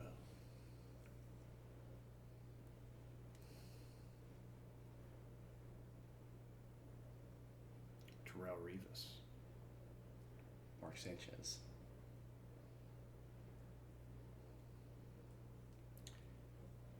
Chad Pennington. Vinny Testaverde. Okay. Okay. Junior Seau. LaDainian Tomlinson.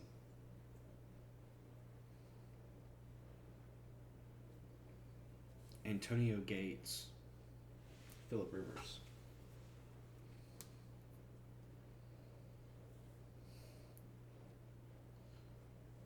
Daryl Baker.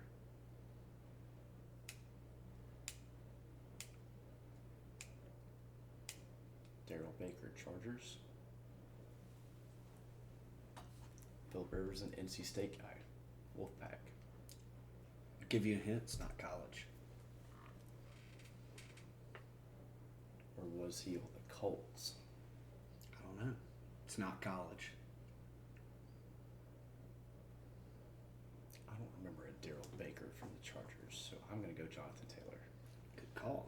Daryl Baker is a former Georgia Southern player, currently the cornerback for the Indianapolis Colts. That was a close one.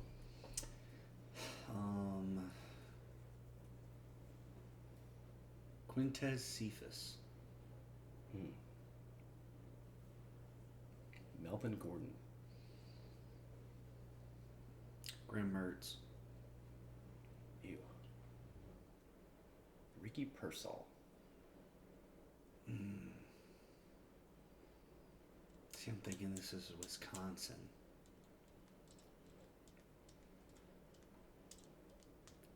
See, now that smile's making me think it's something else. Because Melvin Gordon played for a number of teams in the NFL.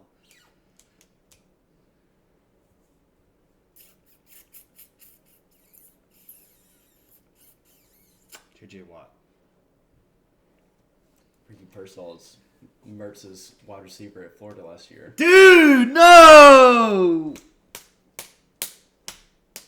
Will you give me a redemption? Yeah. Damn it.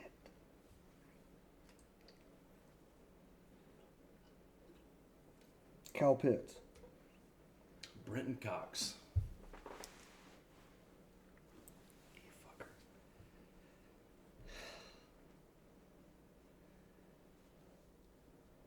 Damn it.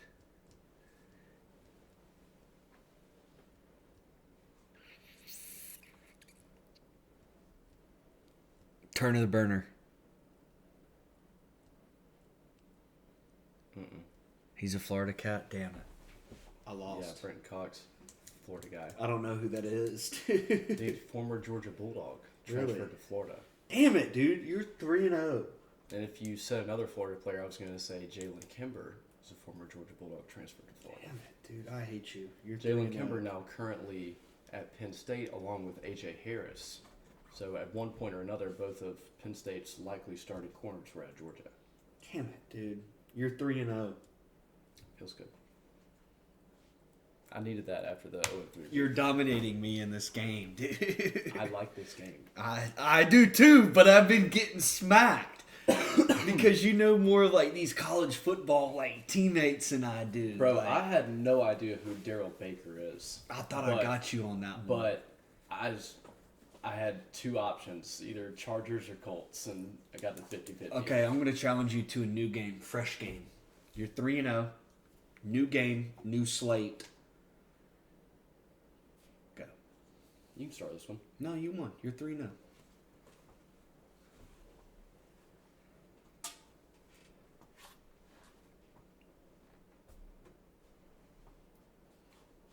Samaj P. Ryan. Samaje P. Ryan. He has played for a number of teams in the league. You're going to stump me on this first freaking one, dude. P. Ryan has played on the Patriots before. And the Dolphins, I believe.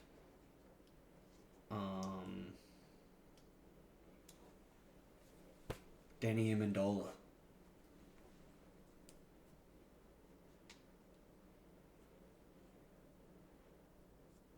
Christian Gonzalez. Dude, why do you do this to me? I'm starting to hate this game. Can I have a hint? Yeah, what kind of hint do you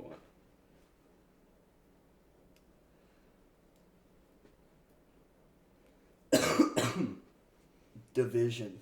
Or no. Is it pros? Yes, the connection is pros.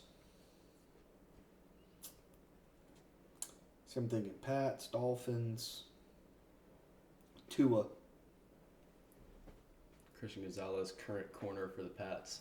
Damn it, dude. I suck. He was their first round pick this past year. All right, can I get a redemption? Yeah. I'm going to try to go obscure here, Pats player.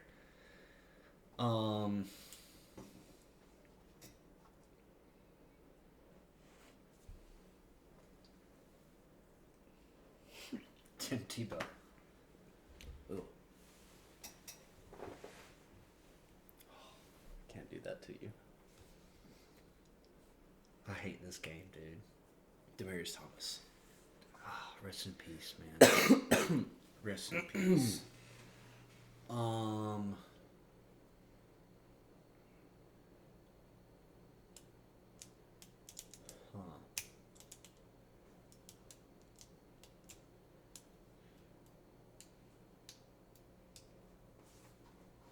Keep to lead. Keep to lead. I couldn't think of an obscure one from the Broncos.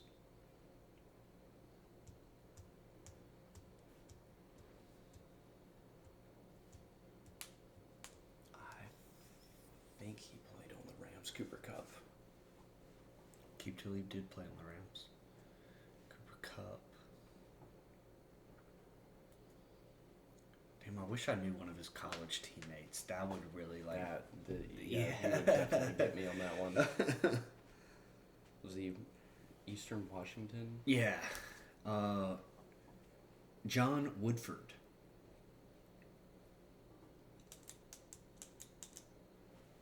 Darion Kendrick.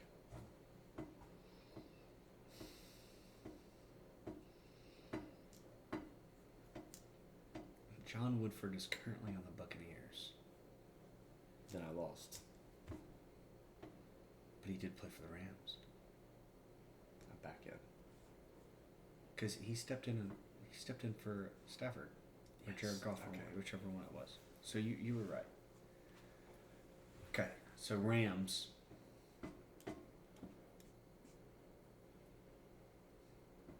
Todd Gurley.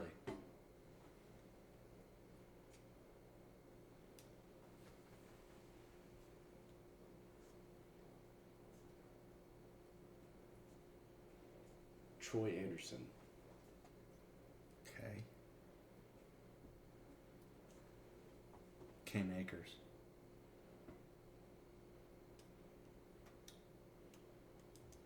No? Who the hell is Troy Anderson? It's a linebacker for the Falcons. Like a special teamers guy. You did. You're 4-0. All right, let's go again. You're 4-0. Okay.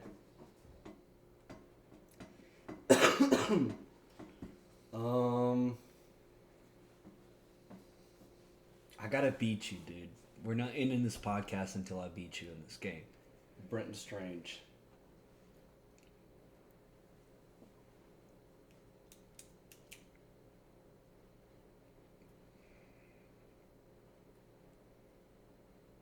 Dude, I don't know who that is. Is a backup tight end for the Jags. Dude, do another one, dude. That's just such an obscure player for the first, 1-1, dude. Backup tight end for the first one, Harrison Butker. Butker. Okay. Chad Henne. Alex Smith. Jamal Charles. Tony Gonzalez.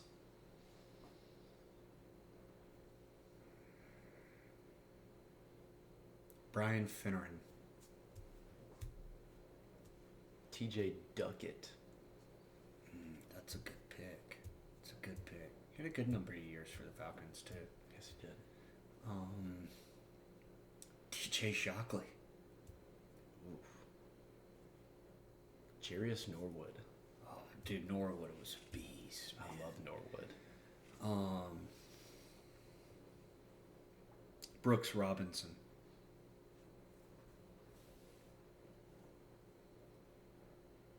Marcus Mariota.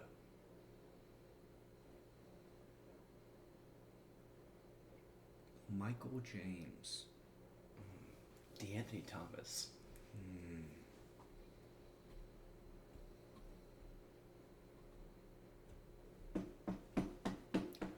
Oh, I'm drawing a blank on this guy's name. No, he didn't go to Oregon. He went to Michigan State.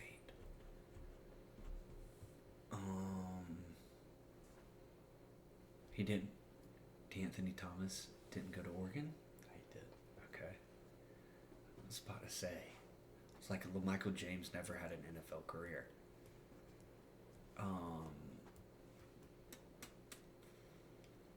just thought of a crazy one. I'm trying to think. Oregon. Bo Nix. I don't know. Kayvon Thibodeau. Kayvon Thibodeau. Okay.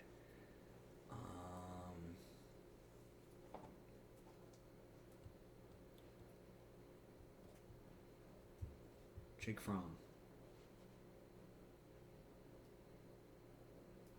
Aziz Ojulari. Double kill right there. Yeah. Okay.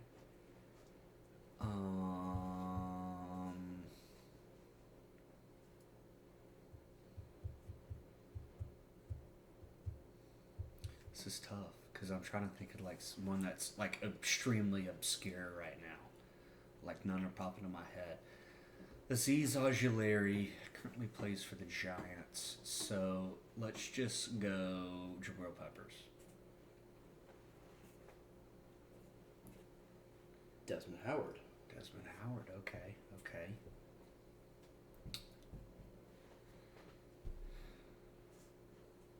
John Harbaugh.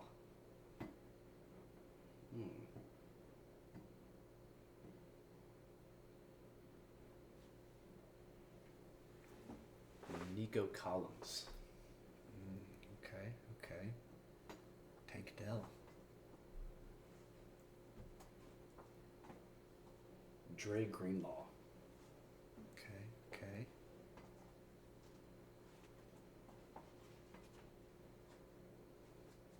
Ryan Cushing. Troy Polamalu. Good pull. It's a good pull from USC.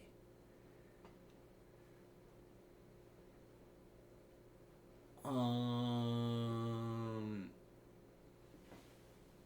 I'm drawing a blank on this guy's name. Ryan Cushing was a good one, dude. I forgot about him.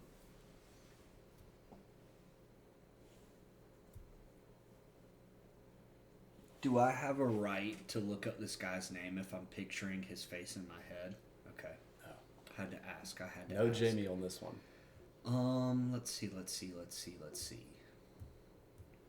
Sam Darnold.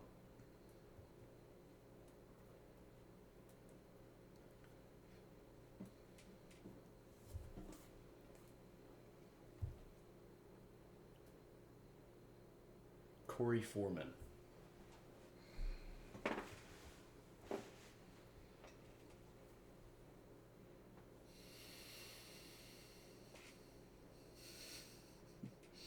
You're stumping me right now. Because this could be Niners. This could be Panthers. This could be USC. I know it's not the Jets. I'm leaning USC right here. But the look on your face tells me the Carolina Panthers. I don't know why.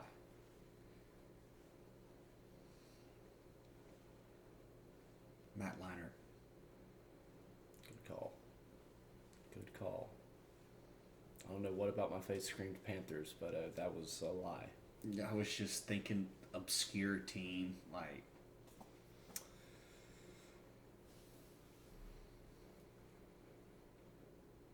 Juju.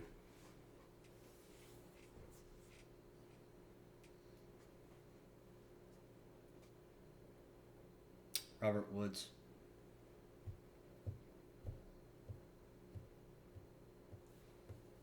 Aaron Donald.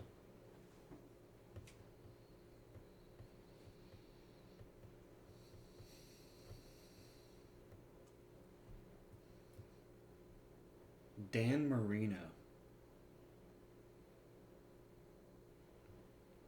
Larry Fitzgerald. Darrelle Revis.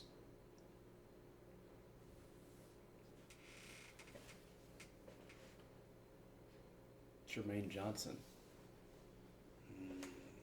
Okay. Good pool as well. So I got a couple options here. So you could also do a last chance you teammate here. But I'm not. Jermaine Johnson.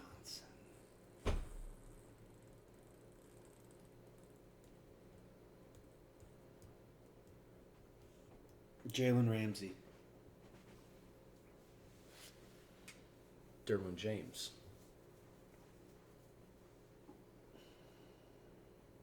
Florida State was pumping them out. Yeah, dude, they were. Devontae Freeman. Trey Benson. Kelvin Benjamin.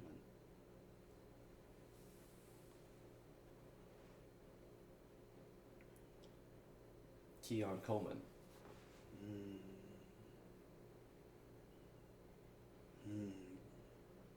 Jameis. Levante David.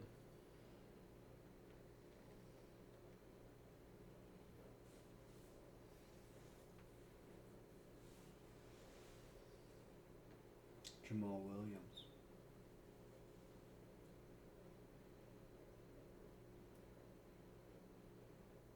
I don't think he was ever on the Bucks. Thought Levante David played for the Saints. That's Demario Davis. That's who I'm thinking of. Okay, redemption. I think Levante is still on the Bucks. Redemption.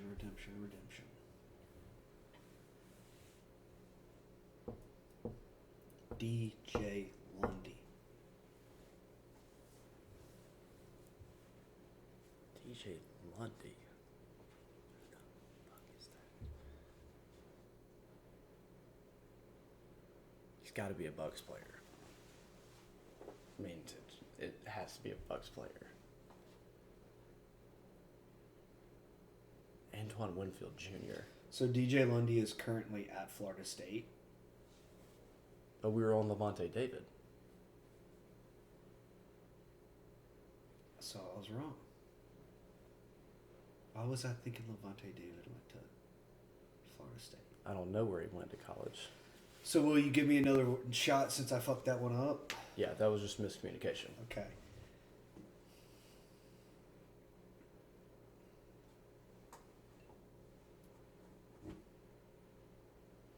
Blaine Gabbert.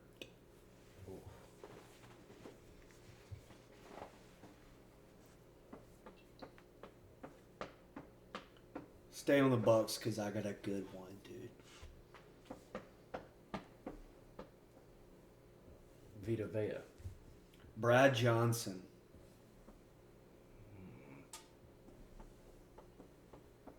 Mike Evans. I thought I got you on that one. Most people don't know who Brad Johnson is, even though he won the Super Bowl with the Bucks. Big lefty. Yeah, I think he's righty. I thought he was a left-hander. I don't know. Mike Evans. Myles Garrett.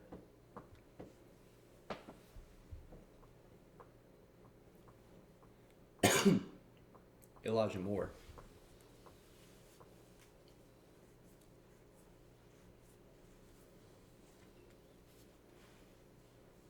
Deshaun Kaiser. Greg Newsome. Corey Coleman. Grant Delpit. Richard LeCount.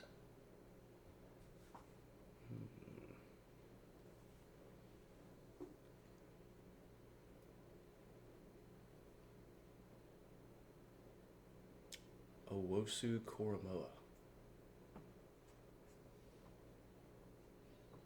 Didn't play for the Dogs because I don't recognize that name. I'd feel like I'd recognize that name if he went to Georgia. So we're going to have to go with Odell.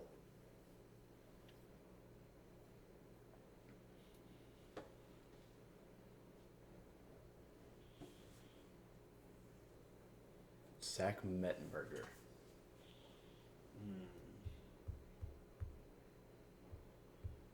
Thaddeus Moss.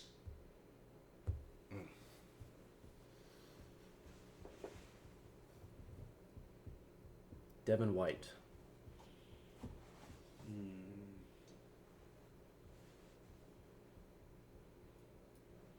Clyde Edwards-Helaire. Trent McDuffie. McDuffie. Why am I drawing a blank, man?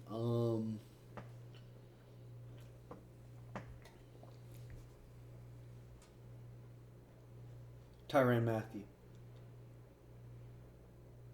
Mm-hmm. Yep.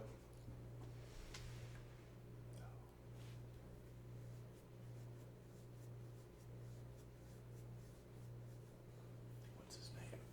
Jack Sanborn.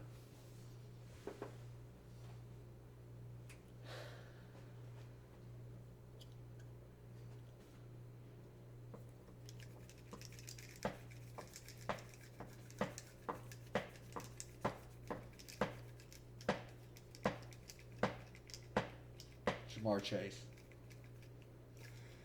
Wrong. I give up. Chiefs linebacker. See, you know these like. I hate you, dude. You're 5-0.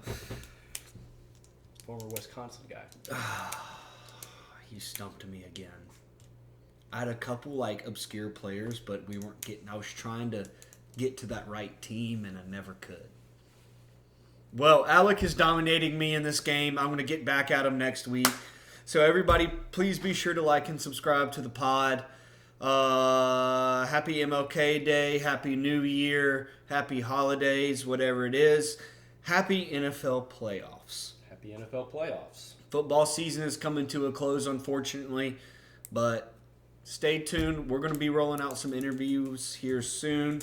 We just got to get back up to it because we haven't felt like doing an interview in a while, honestly. But Nah, dude. it'll be all right. So it's now coming up on the off season, so we got some good ones on schedule that we will be releasing here soon. So thank you. Peace.